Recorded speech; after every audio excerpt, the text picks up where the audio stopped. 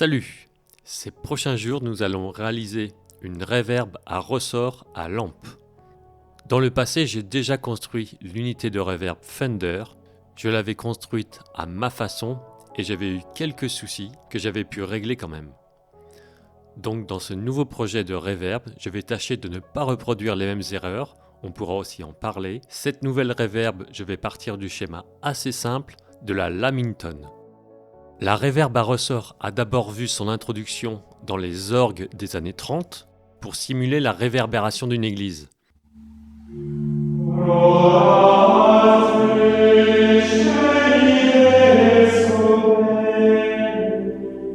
C'est à la fin des années 50 que l'on voit son apparition dans les amplis de guitare. Fender a introduit son unité de reverb, sa Reverb Unit, en 1961. C'est une reverb seule, c'est en quelque sorte une grosse pédale. Et Fender n'a inclus sa première reverb dans un ampli qu'en 1963 dans le fameux Vibroverb.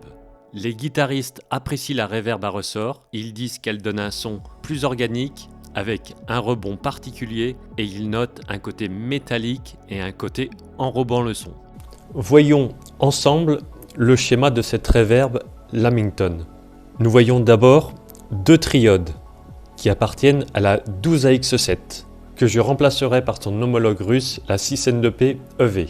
Et nous avons aussi une EF80 qui va permettre de driver le tank.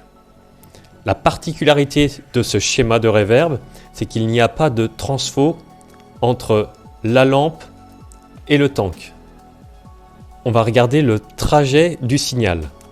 Donc ici, on a l'entrée, le signal guitare, qui arrive par ici. Je vais tracer en rose le signal qui va être réverbéré. Le signal qui va être réverbéré sort à l'anode, rentre à la G1 de la F80, ressort à l'anode, rentre dans le tank. Ici, le signal en ressort réverbéré. Il est réamplifié et il vient sur le mix, sur le potentiomètre de mix. Ensuite, le signal ici en ressort à l'identique du signal d'entrée.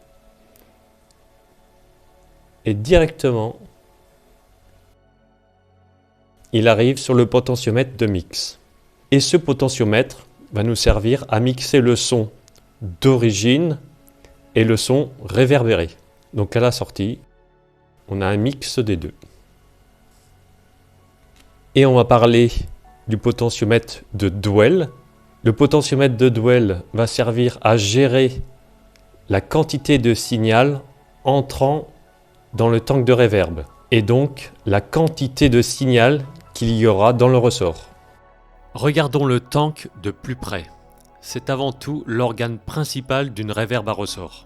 On voit bien le ressort au milieu et les deux transformateurs aux extrémités. Un pour l'entrée du signal noté in et l'autre pour la sortie noté out. En fait, ce ne sont pas tout à fait des transformateurs mais des transducteurs. Le signal arrive sur le transducteur d'entrée qui fait vibrer le ressort et le transducteur de sortie récupère un signal réverbéré. Pour mieux comprendre, on va prendre comme transducteur un haut-parleur, ce qui est à mon avis parlant pour tout le monde. Et j'ai fait un schéma, comme sur le tank, j'ai mis deux transducteurs qui sont ici les haut-parleurs et les ressorts sont accrochés aux membranes. Le signal arrive sur la bobine du haut-parleur, un courant circule dans la bobine, ce qui induit un champ magnétique qui fait vibrer la membrane du haut-parleur, qui fait ensuite bouger les ressorts, qui font vibrer à leur tour la membrane du haut-parleur de sortie, qui crée un champ magnétique, qui se traduit par un courant dans la bobine et qui crée un signal sortant. On peut s'apercevoir que sur chaque transducteur, il se produit le même phénomène mais dans le sens inverse. Dans notre tank, il se passe exactement les mêmes phénomènes. Pour faire bouger les ressorts, l'effet est mécanique. Donc au départ des mouvements, il y a forcément un temps de retard. Ça ne peut pas bouger instantanément. C'est comme avec votre voiture, vous ne pouvez pas passer de 0 à 100 km/h instantanément. C'est mécanique. Et pour l'arrêt du ressort, c'est comme avec votre voiture, vous ne pouvez pas vous arrêter instantanément. Donc pour le ressort, c'est pareil. Il y aura donc un temps de retard où le ressort va continuer de vibrer alors qu'on ne joue plus de la guitare. De plus, les ressorts vont continuer de vibrer avec des phénomènes de rebond, comme un ressort qui rebondit. On s'imagine bien qu'à la sortie du tank, on récupère un signal très faible, donc qu'ensuite il aura besoin d'être amplifié.